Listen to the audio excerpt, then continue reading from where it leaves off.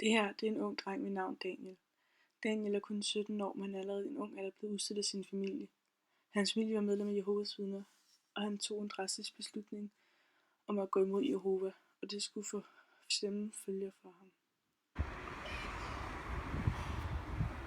Så præcis en uge siden, jeg er blevet udstødt nu. Kæft, det er hårdt.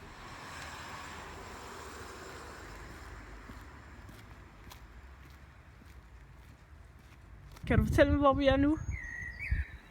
Puha, vi skal skynde os videre. Det her det er min forældres hus.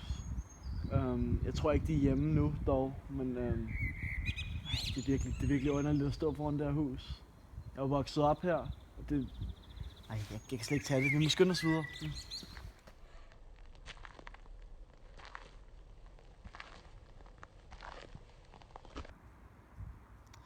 Det at være udstødt vil sige, at man har trodset Jehova på den ene eller den anden måde, af Jehovas ord, og ens familie og omgangskreds. Og egentlig alle, der har noget med Jehovas vidner at gøre, de ikke snakker til en, eller ikke må snakke til en. Og i mit tilfælde, der forelskede jeg mig i en pige, som jeg stadig er forelsket i, men hun er ateist. Hun har ikke noget med Jehovas vidner at gøre. Og det er imod Jehovas ord, ligesom det er imod Jehovas ord, man drikker. Jamen, det er jo blevet rituelt for mig lige at gå hen på puben og få mig en øl eller to. Det er hårde tider for tiden. Hvad hedder din kæreste, og er I egentlig stadig kæreste den dag i dag? Jo, men vi er stadig kærester. Hun hedder Ronja. Skøn pige. Hun støtter mig også virkelig meget sådan der, i den her hårde tid. Altså det er virkelig, virkelig hårdt.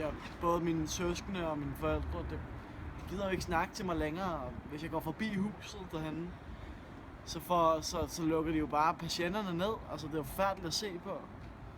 Men hun er virkelig støttende. Hun er der for mig. Hvordan ser din fremtid ud uden Jehova? Jo, men jeg tror, der er en lys fremtid foran mig. Altså, jeg skal lige komme over alle de kaotiske oplevelser, der har været her på det sidste. Men altså, jeg tror virkelig, at det er en lys fremtid, der står mig i vente. Altså, jeg skal bare ud og søge nogle jobs, så jeg kan tjene lidt penge selv, og så jeg flytter snart ind.